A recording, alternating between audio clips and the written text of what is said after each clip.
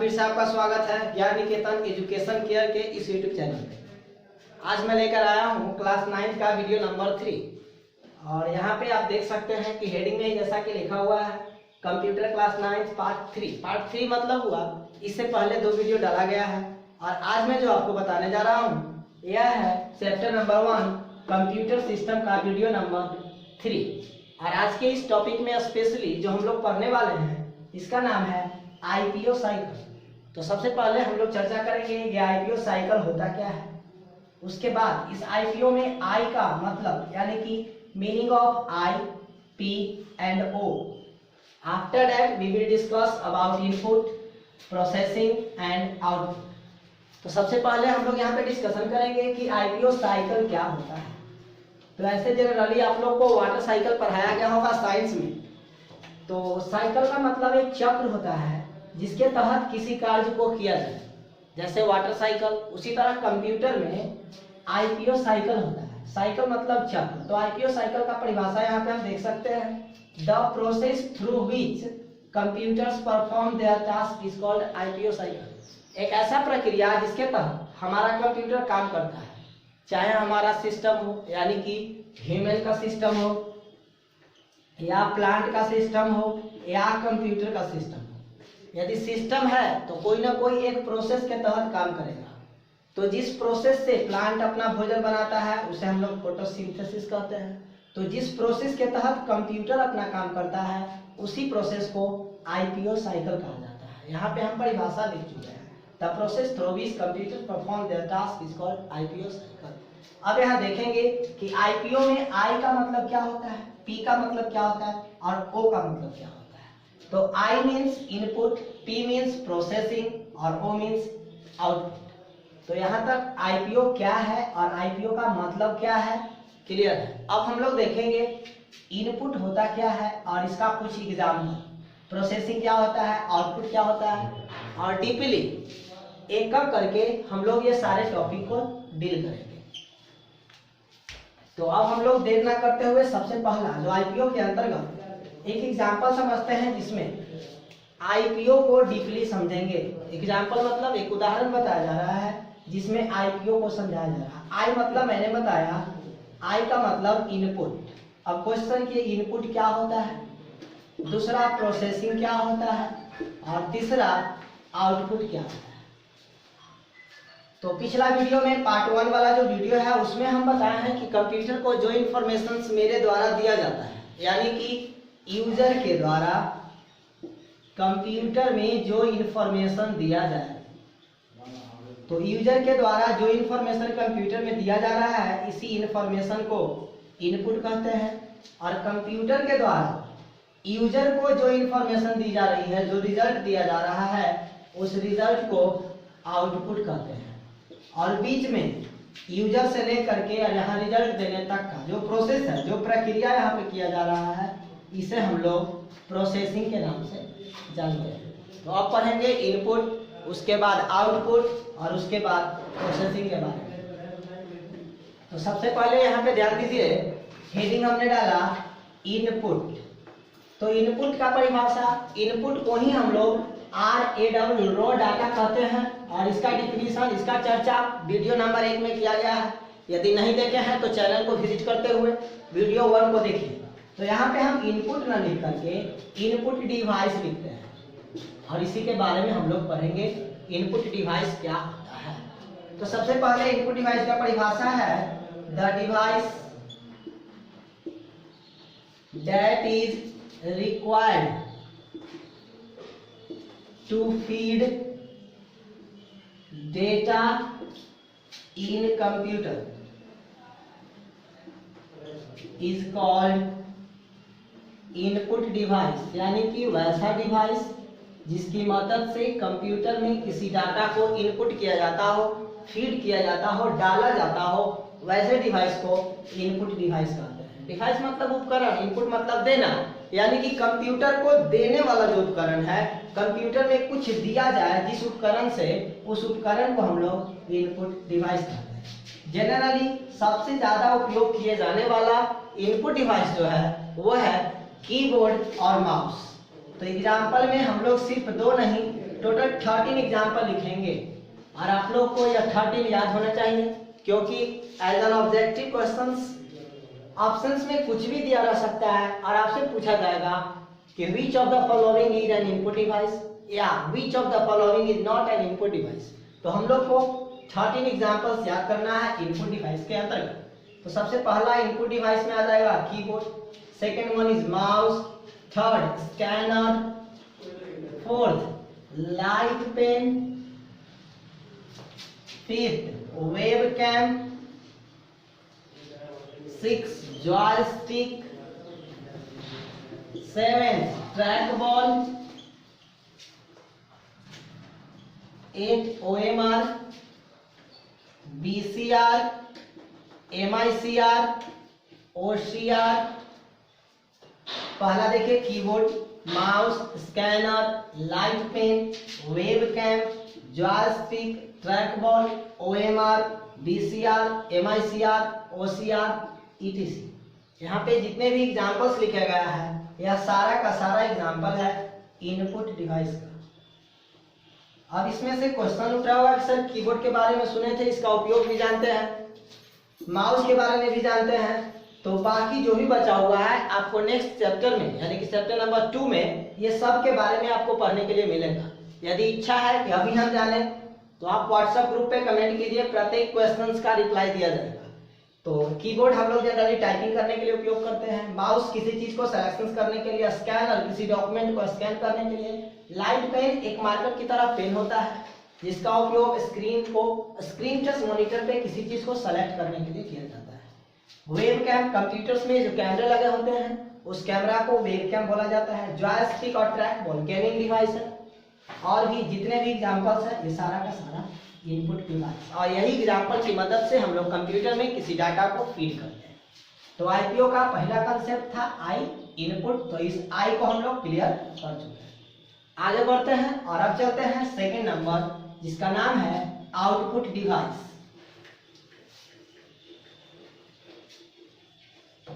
Second one is output device. तो जैसा कि इनपुट का काम था यूजर से डाटा को कंप्यूटर में देना, तो आउटपुट का काम है कंप्यूटर में जो वर्क हुआ है उस वर्क को यूजर को देना।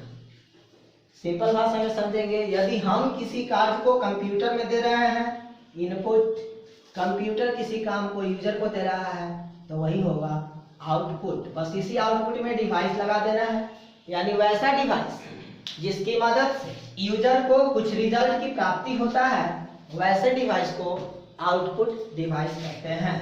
The device that is used to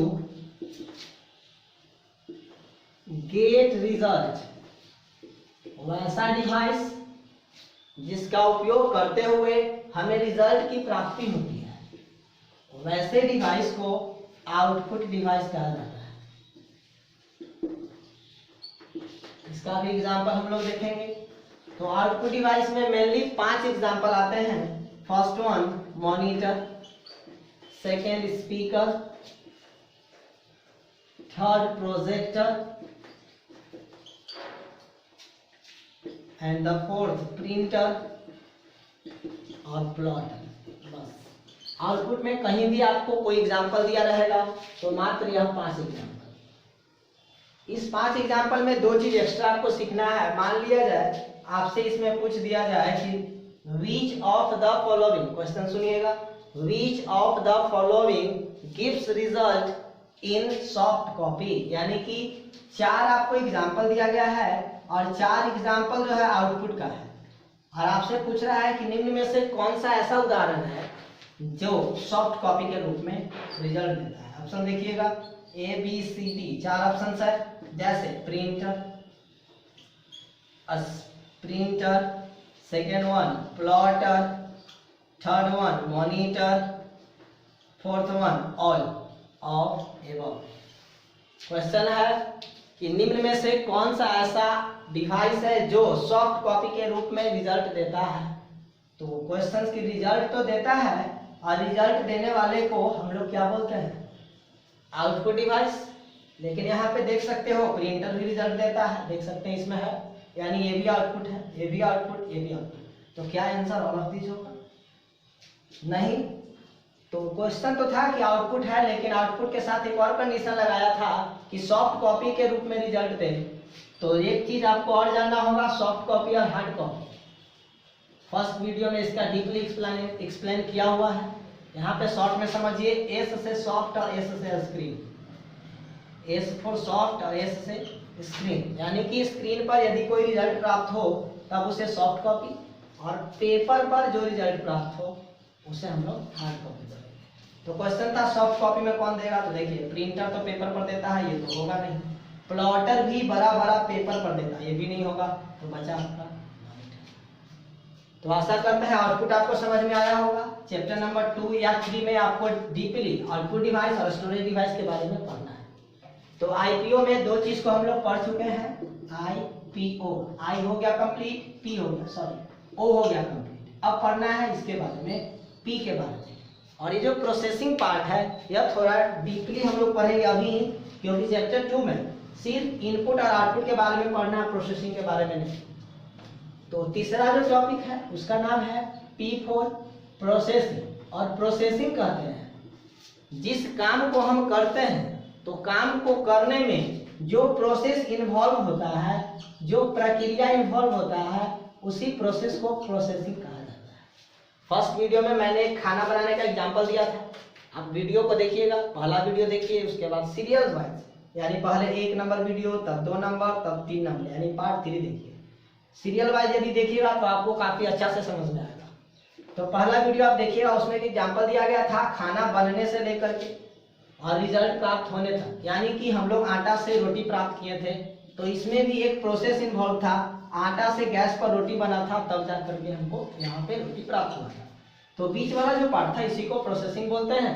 computer में बिना प्रोसेसिंग का कभी भी कोई भी काम नहीं होता, और प्रोसेसिंग डिपेंड करता है, कंप्यूटर का प्रोसेसिंग जो है यह सीपीयू को कहा जाता है। किसे? सीपीयू को कंप्यूटर का प्रोसेसिंग यूनिट कहा जाता है। तो प्रोसेसिंग यूनिट का, प्रोसेसिंग डिवाइस का एकमात्र एग्जांपल है सीपीयू। तो हमने देखा इनपुट में टोटल 13 एग्जांपल्स, आउटपुट में 5 एग्जांपल्स, और सीपीयू एकमात्र एग्जांपल है प्रोसेसिंग का। तो परिभाषा इसका हो जाएगा प्रोसेसिंग यूनिट का, the device that is responsible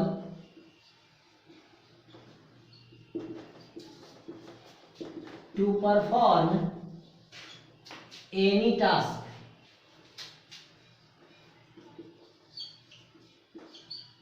is called processing unit या डिवाइस। यानी वैसा डिवाइस जो कंप्यूटर का पूरा प्रोसेस को करता हो, उसी को हम लोग प्रोसेसिंग डिवाइस बोलते हैं। और इसका एकमात्र एग्जांपल है सीपीयू, जिसका मतलब होता है सेंट्रल प्रोसेसिंग यूनिट। आप नाम से ही देख सकते हैं, फुल फॉर्म में आ गया है सेंट्रल प्रोसेसिंग यूनिट, यानी कि कैसा यूनिट है? प्रोसेसिंग यूनिट है। यानी जितना भी कंप्यूटर में काम होगा वह सारा का सारा काम सीपीयू के द्वारा किया जाता है। अब क्वेश्चन के तो हम जान गए कि सीपीयू काम करता है और इनपुट जो डिवाइस है वो लेता है और आउटपुट देता है। तो अब हमें सीखना है कि सीपीयू के द्वारा जो भी काम किया जाता है यह काम कैसे किया जाता है, इसका क्या प्रोसेस है। तो इसी को हम लोग आगे की ओर प्रोसीड करते हुए और अब देखेंगे कि कंप्यूटर जो है, हमारा कंप्यूटर, हमारा पीसी कैसे वर्क करता है। तो डीपली न पढ़ के पहले हम लोग ब्रीफ में देखेंगे, उसके बाद विस्तार से करेंगे। देखिए यहाँ पे कुछ बॉक्सेस बने हुए हैं। सबसे पहला भाग ये हो गया, सेकेंड वन एंड थर्ड। यहाँ पे आपको 3 बॉक्स बनाया गया है। पहला जो बॉक्स है इसे इनपुट कहा गया, थर्ड वाले को आउटपुट, और बीच वाला यानी कि सेकेंड नंबर जो बॉक्स है इसे प्रोसेसिंग। जैसे यहाँ बताया जा रहा है बिल्कुल इसी तरीका से हमारा कंप्यूटर काम करता है। जो भी हमें काम कंप्यूटर से करवाना है उस काम को इनपुट डिवाइस के माध्यम से हम यहाँ से, देखिए तीर देखिएगा किधर की ओर कौन सा तीर जा रहा है। तो सबसे पहले इनपुट जो हम करेंगे वो आउटपुट को नहीं दे करके प्रोसेसिंग को देते हैं। जैसे ही प्रोसेसिंग के पास मेरा इंफॉर्मेशन जाता है यह प्रोसेसिंग जो यूनिट है, प्रोसेसिंग डिवाइस है, यानी कि सीपीयू जो है 3 भाग में बटा होता है। पहला का नाम एएलयू, सेकेंड सीयू और थर्ड एमयू। यह तीनों मिल करके एएलयू, सीयू और एमयू, यह तीनों सीपीयू का कंपोनेंट है। आगे के वीडियो में आपको मिलेगा सीपीयू और कंपोनेंट ऑफ सीपीयू में यह सब चीज पढ़ने के लिए। तो सबसे पहले इनपुट से कोई डाटा जाता है, उसके बाद एएलयू, सीयू, एमयू यह तीनों अपना वर्क करता है और वर्क करने के बाद आउटपुट डिवाइस के पास अपना डाटा भेजता है। देखिए कि इनपुट से प्रोसेसिंग में गया, प्रोसेसिंग से आउटपुट में गया और यही आउटपुट पर हमें रिजल्ट की प्राप्ति होती है।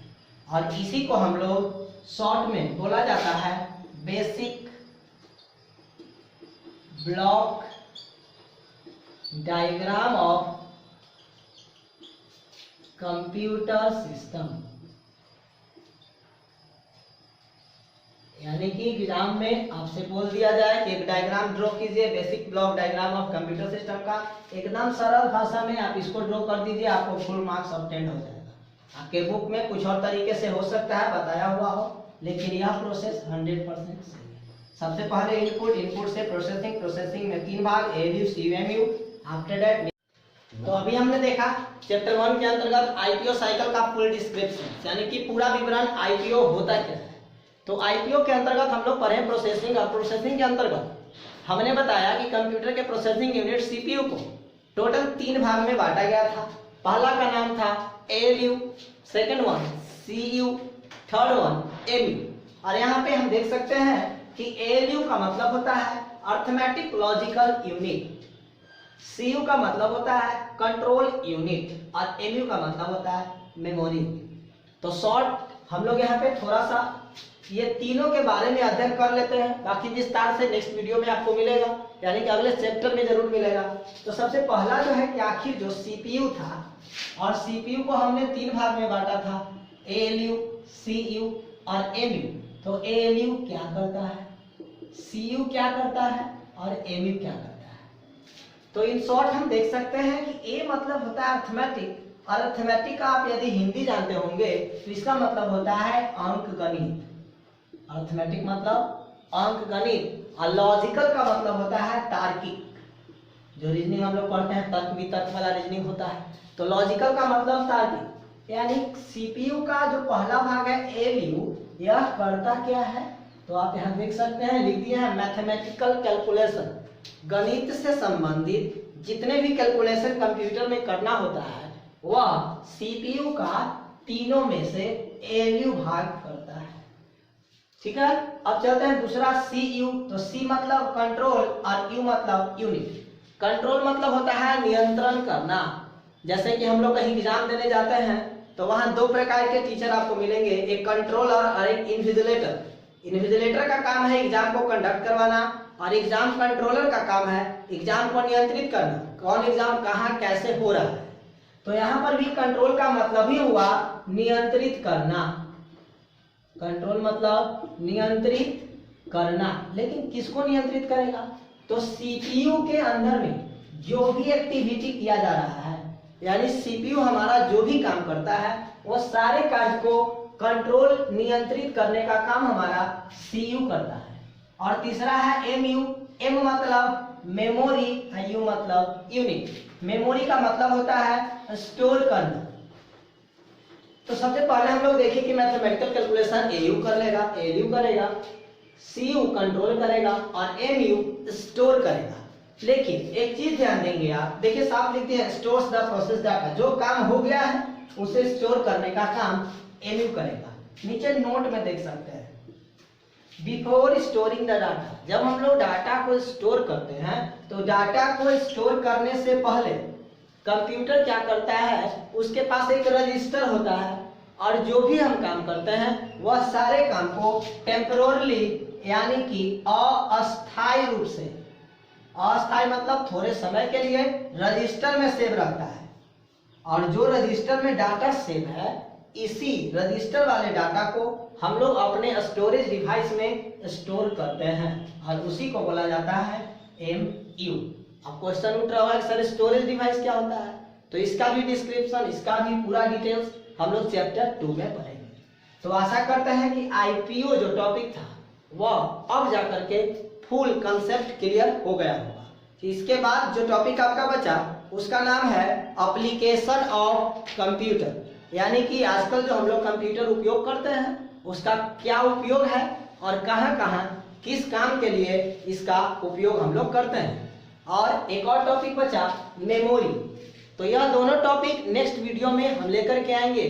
तब तक आपका कुछ वर्क है, व्हाट्सएप ग्रुप पे आपको कुछ टास्क दिया जाएगा, उस टास्क को अपने से खुद से कीजिए। जिस क्वेश्चंस में भी प्रॉब्लम आए आप व्हाट्सएप ग्रुप में ही कमेंट कीजिए, व्हाट्सएप ग्रुप में क्वेश्चंस पूछिए, उसका सॉल्यूशंस किया जाएगा। और आज शाम आपको व्हाट्सएप ग्रुप पे क्वेश्चंस अपलोड कर दिया जाएगा। नेक्स्ट वीडियो में चैप्टर नंबर 1 आपका कंप्लीट होगा।